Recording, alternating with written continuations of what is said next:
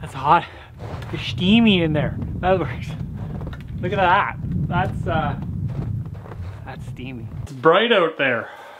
It's cold in here. It's like the coolest sauna I've ever been in. It's sunny, the storm has passed. We're gonna work on the sauna. I had some problems the other day when I started. The batteries actually ended up dying on me, so I couldn't finish up my battens. I took the opportunity to go mill some wood, and I've got all my wood sawed out for my benches, and I've got the rest of the battens. So hopefully getting some use out of it. You know, like it's been a long haul, but we gotta get it done. So let's light the fire and make sure we a nice little workspace, nice warm workspace to work in. Even though I'm in and out, in and out, in and out, in and out, in and out, we can still keep it kind of warm. So let's get that fired up and let's get started. I'm pretty impressed on how this stove is actually working. It's amazing how easy it is to light, and the draft that's there probably the giant chimney. Once you get the little kindling going, it just sucks it right out. They got no smoke coming out the front. It's really easy to light. If you guys didn't see the previous video to this one, you can actually check out how I built this guy out of a repurposed Weissmann boiler. That's from Germany. So one of the issues we had the other video was that this back wall was going all warped. And as you can see, I ended up putting screws in where the nails were. And I flattened it all out. So basically I let it heat up again. And I just kind of tucked the boards on the edge of them. On the edge of the boards, I just screwed them in. And it seems to be laying flat. So that means it's either A, dried out and it's not gonna move, or I've put enough screws in there to hold it in place. And I think it's ready for battens now. So it's some pretty high humidity in here the other day, and I think it was because all the wood was drying out all at once. And it's actually, I think it's better for it. I don't encourage you to build your entire house with wet wood, but if that's the only option, as long as you know what's going to do, or have an idea what it's going to do, you can kind of build with it and just let it do its thing, and then if it doesn't do what you want, correct it. I just want to take a moment and thank all the people that comment, and that there's generally a lot of helpful people out there. And on this particular build, they seem to be from Finland, so big shout out to Finland. They basically have pointed me in the direction of the sauna stoves and ventilation and the importance of ventilation, and I'm listening. I listen to all the comments, I read all the comments. Most of them are good, some of them are terrible, but I guess that's such is life. Anyways, so basically what I'm saying is what I've heard and I'm listening is ventilation in the sauna. And it's important for a number of reasons. One is so you don't die. So basically what they want you to do is to put a ventilation just above the stove. And that basically what it's going to do is as the hot air rises from the stove, it picks up fresh air from outside and mixes it in. So you don't, like, you know, fall asleep and never wake up. So that's what I'm gonna do. I'm gonna drill a hole here, and then there's gonna be a hole actually in the door with a louver that allows me to control the amount of air that's gonna come in and out of the sauna. To drill that hole, I've got a hole saw with my little Makita drill. It's a little underpowered, but use what you have. I'm doing this now because the stove isn't quite hot yet. This shouldn't take as long as it's taking. Apparently my teeth are very sharp. It's smoking. Too bad we don't have any ventilation holes yet.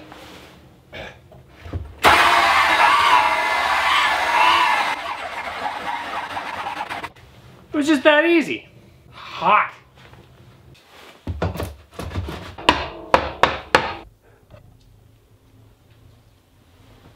My original plan was to put the battens on the back wall, but then I was thinking, if I do that, then what am I going to attach, or how am I going to attach the bench to? I'd have to cut the battens off. So to think beyond your nose every once in a while to see how far in the project. You don't want to do something which you got to take apart afterwards. So I'm going to put the bench in first. And what I'm going to use for that is I've milled up some basically 1 3/4 by 1 3/4 inch cedar. This is I guess the second piece of cedar I've used in this project. First was the door. The door is made out of cedar. So in the Finnish handbook, it basically says alder. In my neck of the woods, that's also called poplar. I had a poplar tree that come down, if you guys remember, over at the Cube, we took it down. But then when I milled it up, it had a weird smell to it. So I think it was like almost like it was rotting. So it was dead standing, but it was starting to go funky, and I didn't want funky wood in my sauna. Once it dries up, I'll take the sander and knock off all the sharp bits and whatnot. it shouldn't take long to dry in here. So that's the plan. Let's install a bench. I don't exactly know what the plan is yet, but you know, you gotta start somewhere. You just gotta do it. What I like to do when I'm building something I don't quite know what I'm doing is that I'll tack it in place just to kind of give me an idea of what it looks like. In this case, the bench is 100 inches long, and I don't know exactly how wide it is going to be yet because I don't know how much wood I built up. And it's really frustrating when you kind of get it half built and you're like, oh, I gotta get another tree. I'm gonna build what I want with what I have. I like it already. It's already holding my level.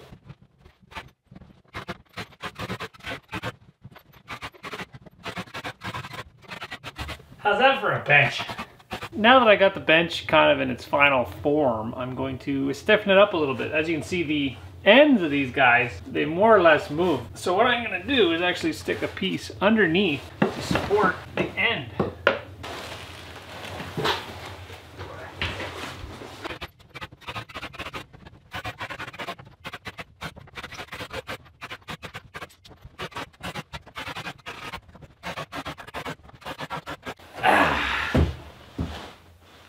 That's what I'm talking about. Oh, that's nice. You can comfortably, like, you can have a nap in here. I should just have a nap. Oh, it's so comfy. It's gonna be hard to get any work done. Be relaxing in my sauna.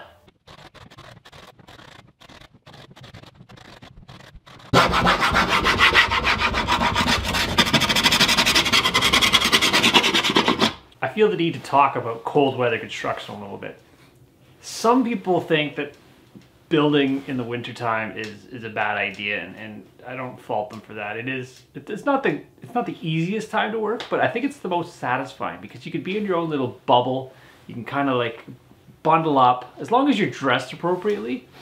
You know, you bundle up in your little cocoon and away you go. You're just kind of focused on your task. You're focused on not freezing. Otherwise, you're just stuck at home. It's good to get out in the wintertime. Even like force yourself out to do something. You know, whether it's to build a snow fort, shovel your driveway, chop some wood. That's my favorite activity in the winter is actually busting up wood. It warms you a couple times. It warms you while you're cutting it. It warms you while you're burning it. It warms you while you're stacking it. I like firewood. And it's good to, you know, once you're done at the end of the day or, you know, you're taking a break, relax. Slower pace in the wintertime. You can kind of, you know, load a log on the fire and just watch it burn. That's what I enjoy. That's what winter's about for me. Well, winter activities too. Skating. Just getting outdoors. A lot of people get cooped up in the wintertime and they just don't know what to do with themselves. They're just, you know, stuck inside. Get outside. Go do something.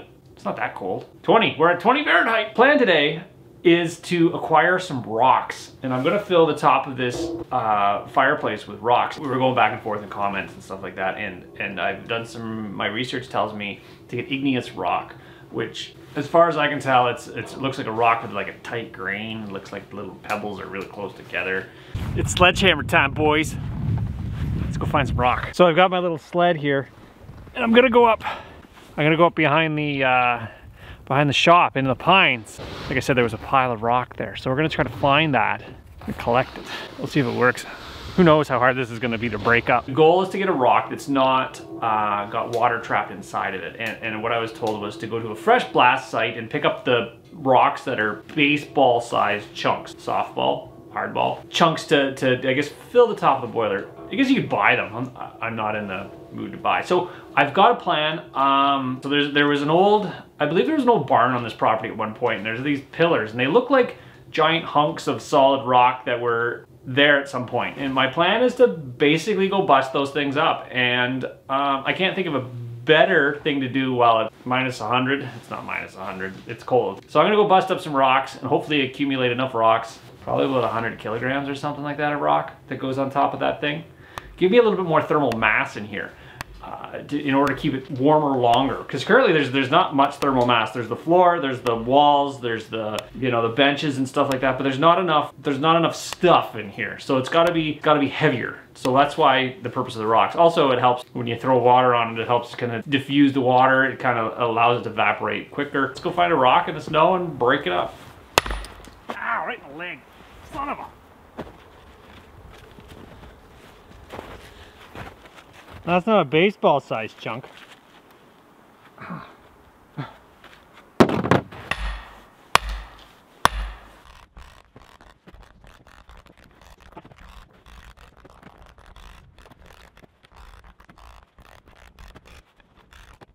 Okay, I think I might have learned something. I think you treat it like splitting wood. You kind of have to find a weakness in the rock and hit it. I don't know if that's igneous rock. It sort of looks like igneous rock based on the fixtures I was looking at.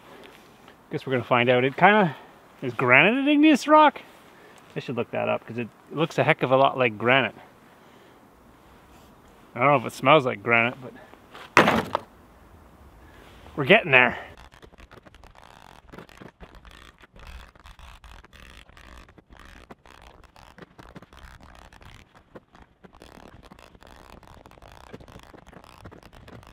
All right, who's gonna carry those back to the sauna? That's the hardest thing I've done in a while. Breaking rocks isn't fun. That's my tip of the day. Where's Don? It is his sledgehammer, so he's here in spirit. Let's see if I can ride these rocks back to the sauna.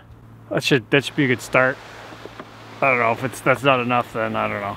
Maybe we'll have to get some more, right? I did some research and I actually consulted a buddy of mine, Jay at Vision Quest Outdoors. He has a YouTube channel all about rocks. He takes rocks and he hits them, then they break off and they make shapes, arrowheads, things out of rocks. I just break them and make them into baseball size pieces. I consulted with him and we are convinced, well, I'm convinced, he's more or less convinced. Appears to be a granite with light colored intrusive igneous rock that contains mainly quartz, feldspar, mica material. That's what I think it is. Kind of, can you see that? That's kind of what it looks like if it wasn't, you know, this one's not wet and this one is wet. So this one, I'm told what it's going to do is not explode if it is heated up and cooled rapidly. What it'll do is chances are it'll just crack and then turn to sand. My word of advice when you use the saunas to wear your safety glasses while you're using it in case rocks shoot off. But he was also mentioning that if there is no quartz or very little quartz in the material, it won't explode. And as I can tell, there is no quartz in there, which is like, you know, the white colored, almost translucent rock. It seems to be solid. We're gonna hope for the best. We're gonna heat up our rock, give her a test, throw some water on that thing and see if it explodes. I'm pretty confident it's not going to. It might like crack all scary like, but sauna and some fear gets you sweating. That's the purpose, right? We're checking stuff off the list, boys. So today I've got a special little product. It's the Super Base 500. It's a tiny little power pack. It packs a lot of punch. It's got 500 watt hours. 2 AC adapters. You can go full DC on this bad boy. It's got all the imports, the USB ports, you know, charge your phone while you're sitting in your sauna. Primarily what I'm using this guy for is to power ambient lighting. So I've got this guy. So I picked this up a while back because I was thinking, it's a good deal. It was at IKEA for, I don't know, $10 roughly. It's a strip light. So the plan with this guy is to install it underneath the bench. And what it's going to do is going to light up the floor, give you a nice little glow at nighttime. And you know, especially when you're in a sauna and you don't really want to see everything, if you know what I mean. It'll be perfect amount of light. Although during the daytime, it's bright in here because we got the whole basically wall of windows. Is it LED bird or is that LED bird? I don't know. Look them up on IKEA. Everything's made in China anyways. What are you gonna do? You know what? It is what it is. Why do they give you such small screws with these things? Like I got this screwdriver and it doesn't even like, it's so like tiny, they don't even fit. Well, it does kind of fit, but it's gonna, you know it's gonna like twist out. Why even bother giving you screws? Just put it up with a hope and a prayer, I guess. That's my pet peeve. My pet peeve on these little tiny light things they give you is little tiny screws. And then you're supposed to put them up above your head and it just doesn't always work. But they give you tape. I guess that's to stick it on so you can watch it in frustration as you put your screw on. You know what I always do when I buy one of these guys is check it first. Because if you go through the hassle of putting those little tiny screws in and the thing doesn't work, that's like, you know, swearing in the forest with Kevin happened. Look at that. That's my ambiance light. My ambiance. C'est en français. Hi hi hi. France. Vroom, vroom, vroom, vroom. My lightsaber. Well, that's gonna have just enough light. Wires back there. We're all set.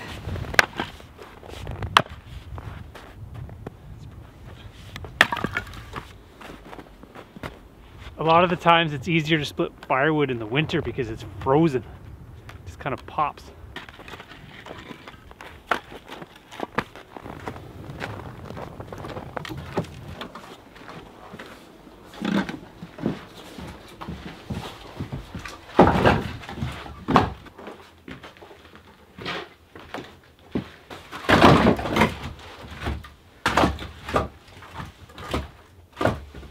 drying out, everything's shrinking. Just add nails where they keep popping out.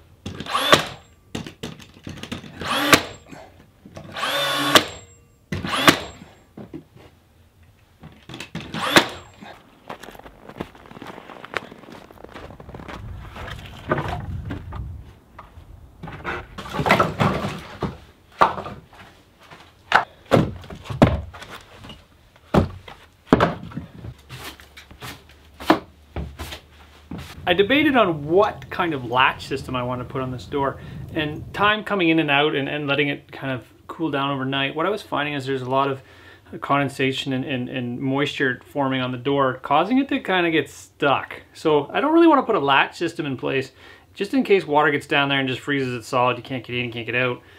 Well, hopefully you can get out, but if you can't get in, that would, yeah, you just go through the window or something like that. But so what I've opted to do is I've just got, basically it's a magnetic keeper that I'm going to attach onto the top portion, and then just a little metal plate.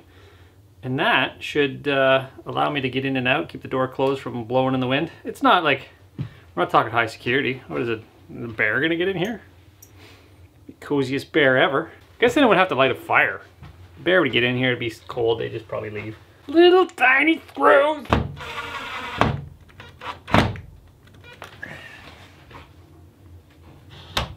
If you guys have been following the build, you guys know I like to use branches as doorknobs, door handles.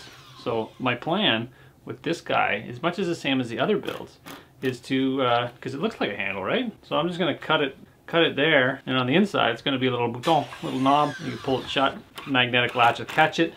Should work. Oh, that's so nice. It's the best doorknob yet.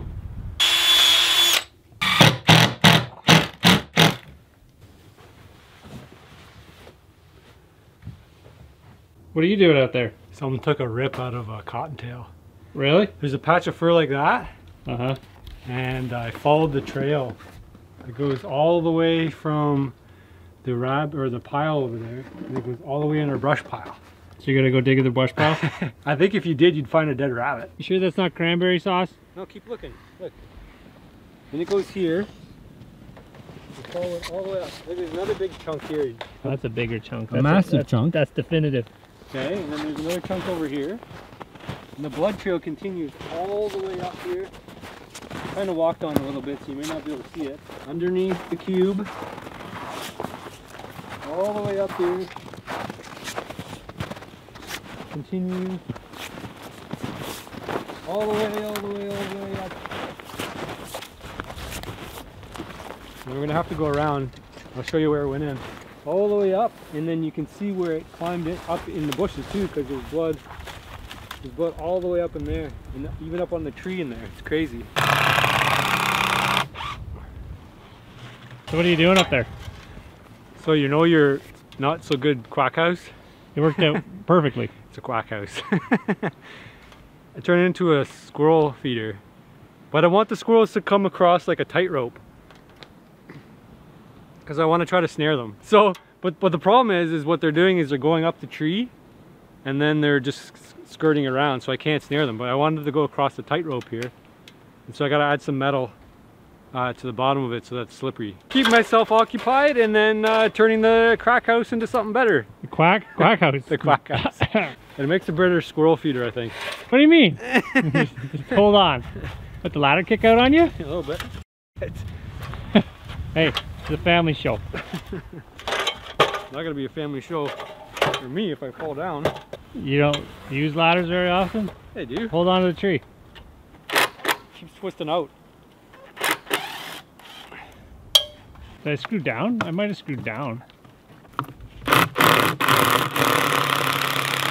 You ready? Yeah. I'm gonna throw it there. All right. Oh, Think it's gonna break? I don't know. Quality construction. Well, here's a test of your stuff. Oh, that was perfect landing. So the idea is to get a bit of metal and cake the bottom of it so that they can't crawl over, and then we'll add a little bit of tubing around the outside. You up with that? And for the record, Kevin said I could do this. He wasn't sold on his own duck house. Oh!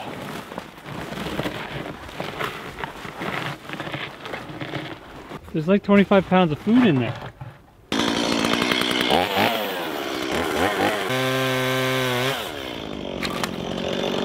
All right, got all rigged up.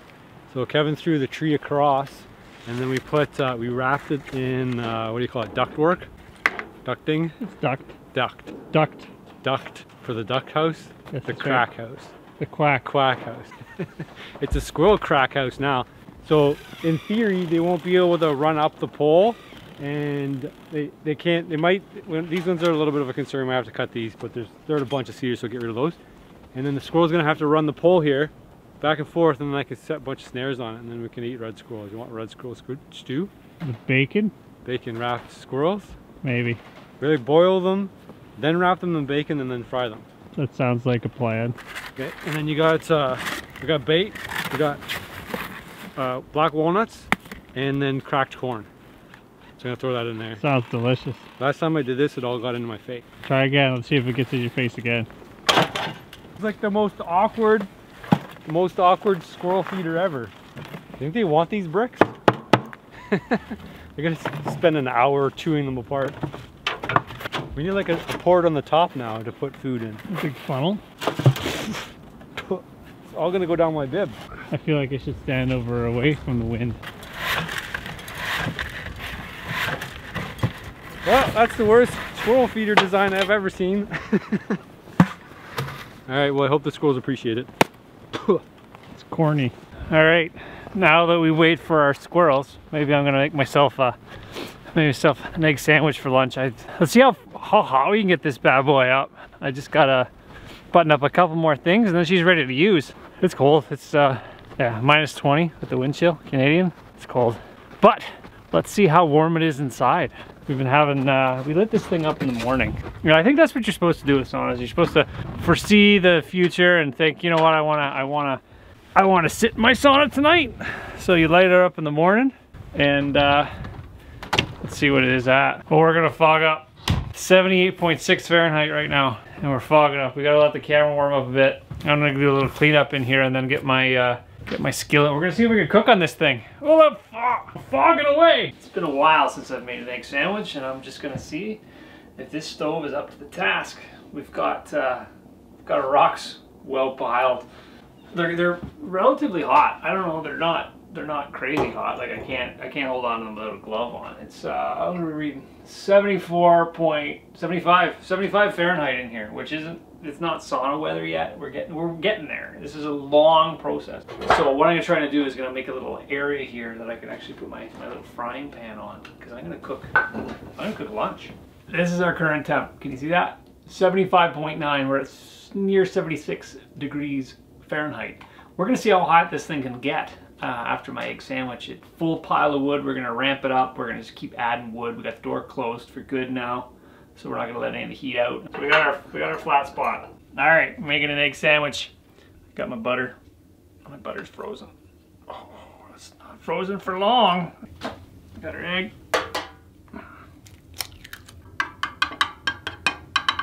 It's hot. It's really hot. Typical sauna, I don't know, like a 10% moisture, like it's dry. I should probably throw some water on there. I'm not gonna do that yet. This is again just a test. We're testing it. We don't know what we're doing, do we? This is why we're testing it. Let's see if we can get her hotter. Can't see anything, it's all fogged up. And I got my Stihl safety glass and Stihl. It's German, great German company with my German boiler, my Weissmann and my Stihl. I can't see a thing. Safety eventually, that's what I say. My egg is cooking, I can't see anything. We're not getting a lot of heat off this Teflon pan, right? So we're not cooking real well.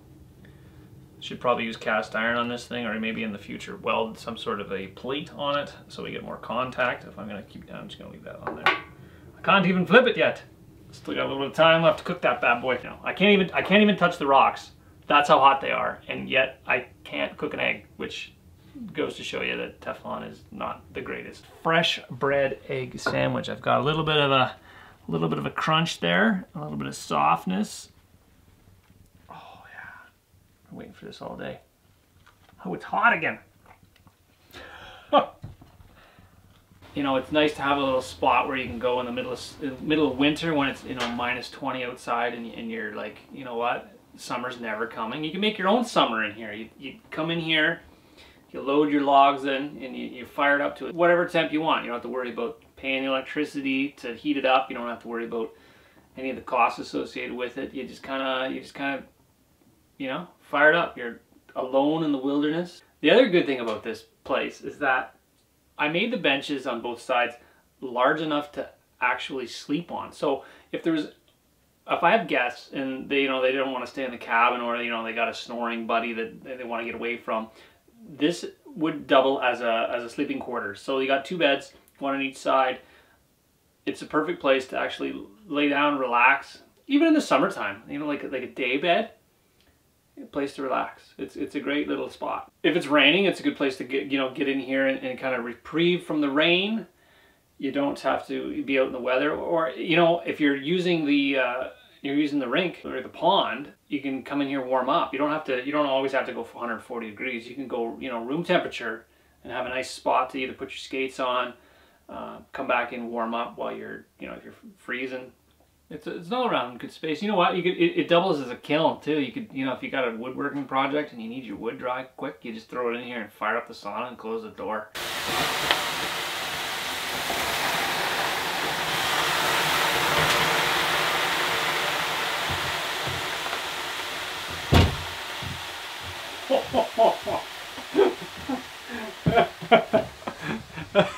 I can't see anything anymore.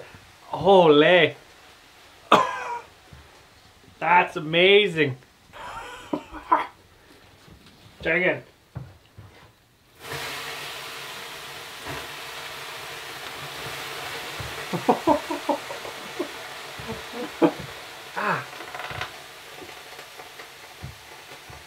I went from like 10% humidity to like 100% humidity.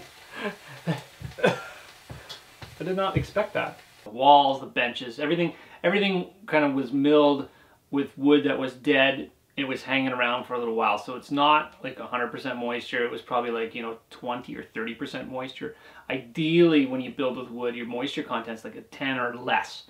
So a lot of this stuff is still losing its moisture. So as it loses its moisture, it'll actually heat up quicker because it acts more like an insulator. It's not as dense. So that's, we're gonna keep playing around with it to see how hot we can get it in here and see how well. It's still a little tweaking, a little bit of a learning curve with the stove, especially. You know, that being said, the chimney pipe is rather large. I might look into dampening that down a little bit so we don't are sucking actually as much air into the building, having to heat it up. But yeah, overall, I'm pleased with this project, the way it's turned out, and I hope you guys join me on the next one.